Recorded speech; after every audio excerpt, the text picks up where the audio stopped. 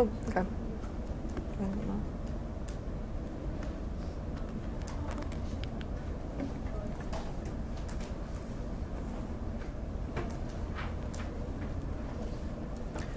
Ever since I was a kid, I've adored music. I was fascinated by musicians and longed for the chance to perform on stage.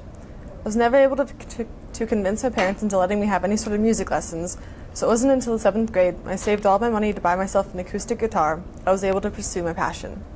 From there, I began teaching myself to play guitar and listening to different genres of music more avidly. In the 10th grade, my parents allowed me to join School of Rock, where I started taking lessons for guitar and performing in different bands for the school.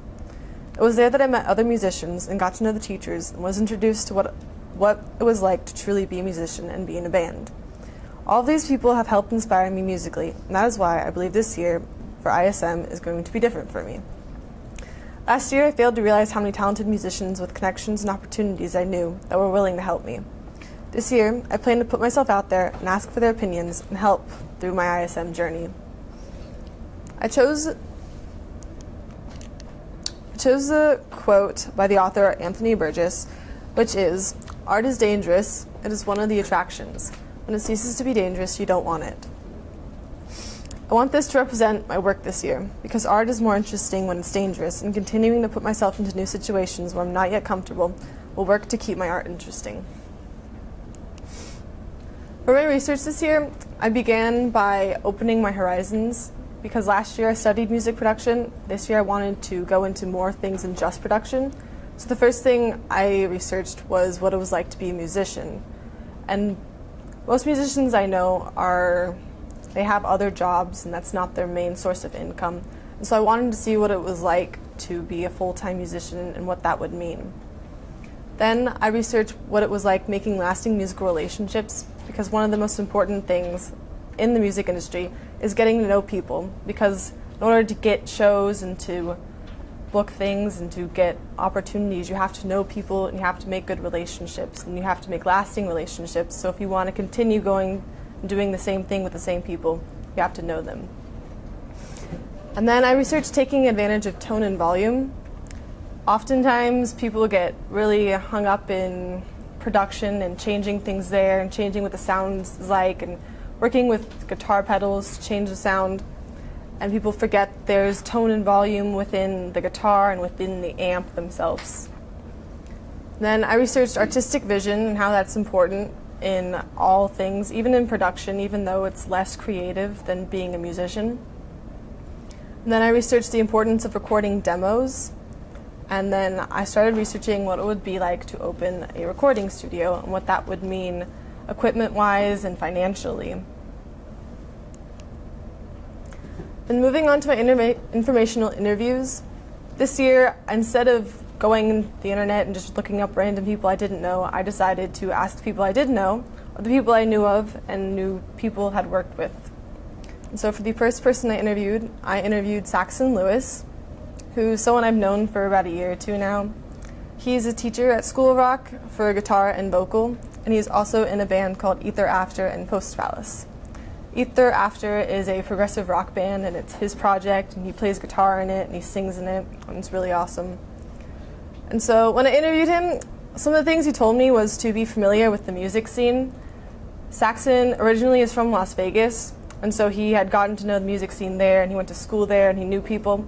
And so when he moved here, it was a completely different experience, and he had to get to know everyone again. And that's also part of that making connections thing. He didn't have anyone to go to help book shows or anything, and he didn't have anyone to join a band with. So it's important to get to know the people around you and to make friends. Another thing he talked about, since he comes from a classical euphonium background, he said to know music theory. And people who play guitar and rock-type instruments typically don't have to learn those types of things, but it's good to know music theory because it's easier to break the rules if you know what the rules are. Next person I interviewed is Eric Delegard of Real Time Audio. I actually found him because he is a producer who worked with a band that I am familiar with here in Denton. And some of the things he told me were to get good equipment, and he talked about how it was great having your own studio because you get to be your boss and you get to do everything the way you want it to be run. Then he also said to have a standard for your work, because the bands you bring in and you record with are the things that people hear about you. When they hear those bands and they say that they recorded with you, that's representing your work. So if you don't respect the band, you don't respect what they sound like, you don't want to record them. Next person I interviewed was Britt Robichaux, who is also who I chose to be my mentor this year. He works with Cloudland Recordings, which is also an association with Dreamy Life Records, which is in Fort Worth. Dreamy Life Records is a record store in Fort Worth that also has a recording studio attached to it, so it's kind of like a joint business with him and some of other people he knows. And that way it's more than just a recording studio, he's getting income from the record store as well. And some of the things that were unique about him, he does a lot of analog recording, which isn't as common anymore. Most things are digital, but he has lots of tape machines.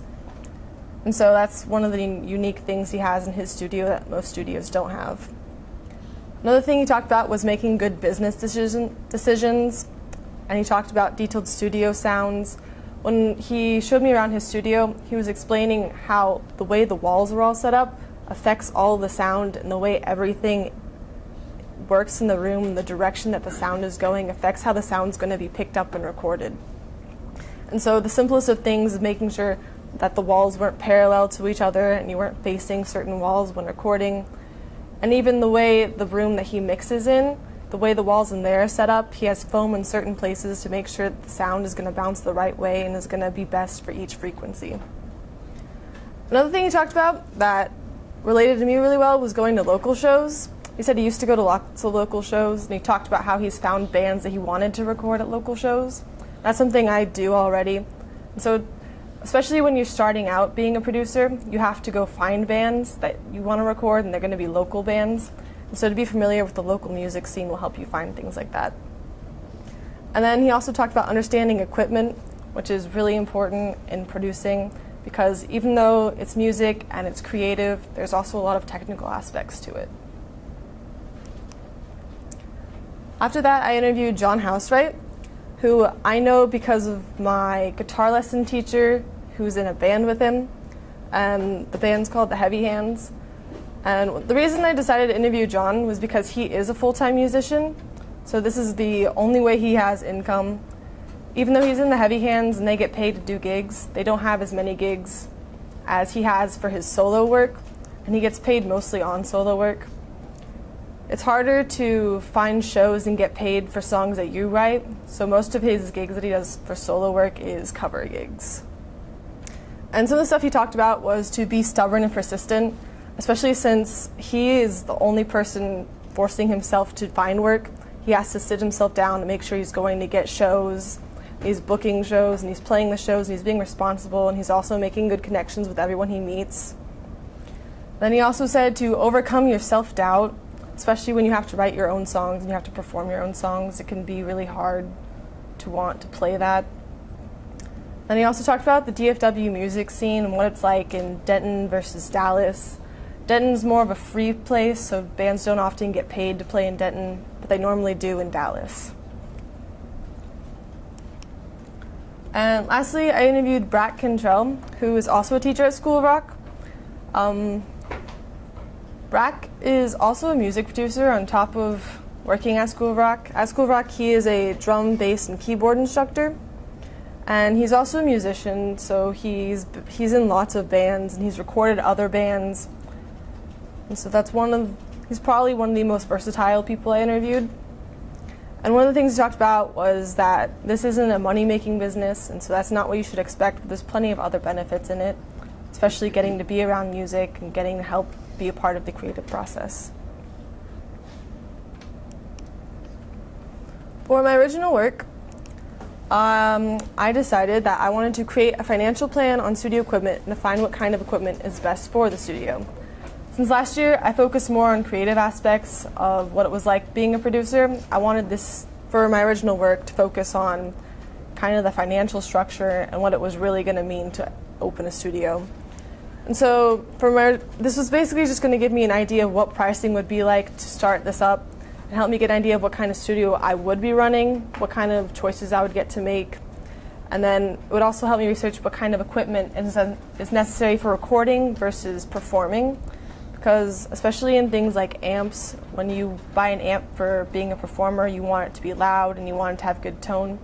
But in the studio, you don't necessarily need it to be loud. In fact, it's better for it to be softer because you're going to mic the amp anyway. And so this is a large grid of all of the equipment I chose and decided on.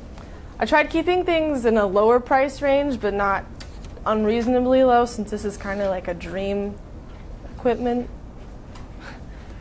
And I also kept it pretty simple. I decided I'm not much for analog recording, since I'm probably going to start out simple. And I've also, in my research, I've realized that most people who go into production, they don't just have tons of money and then buy a bunch of stuff all at once. It's kind of just what you acquire and when. Like someone might have something, they're like, I'm not using this, you can use this. And so you don't necessarily acquire things that you want, you just kind of get the card that you're dealt. But if I were to have a dream set of equipment, this would probably be it.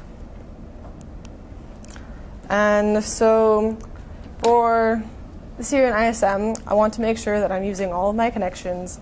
I'm asking for help, which is something I didn't necessarily do as much last year. But I think this year I will be able to do that, ask for help, and be able to create something that I'm proud of.